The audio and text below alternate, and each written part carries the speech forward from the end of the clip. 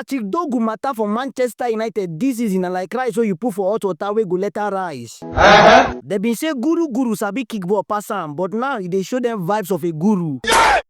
This boy wey be say dem been dey laugh before, na him come dey give dem sleepless night now. This man! From defense to attack, Dorgu don dey give opposition heart attack.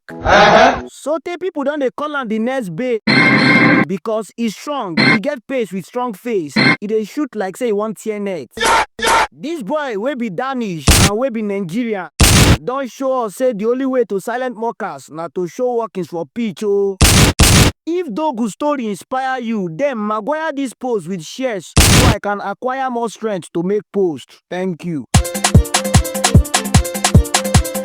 Rain morning. This time around was bunch of women surrounded in my room. Another Manchester United player to talk about na Diallo. A lot of people they say Diallo never shine from the past 2 games when Manchester United play against Manchester City and Arsenal. But for my opinion, I like that. Apart from Matheus Cunha wey fit hold ball for Manchester United attack, Diallo na another player wey fit hold ball for their attack too. And as Matheus Cunha no start the 2 games wey Manchester United play last, na Diallo dey do the work of Matheus Cunha. And the truth be say, as per the work wey Diallo dey do, e dey also track back, dey cover for Diallo. We see am against Manchester City, say e cover for Diallo against Semenyo.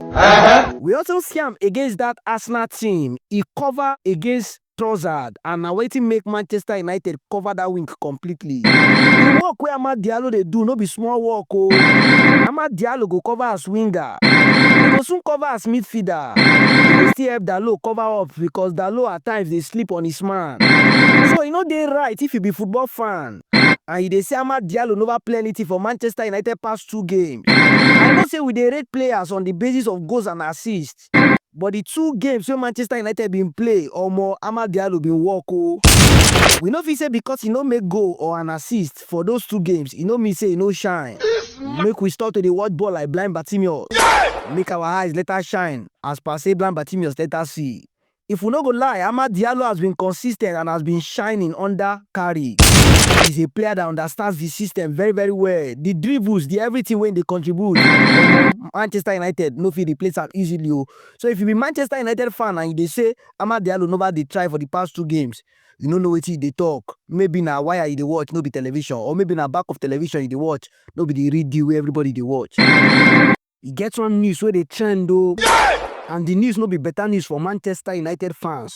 Their attacker come defender, Patrick Dorgu, don get injury o. And according to reports from The Athletic, the injury na for 10 weeks. Manchester United go miss this boy wey dey peli goals nowadays o. No forget say Dorgu don get 6 goal contribution this season already, and na left back he been be before.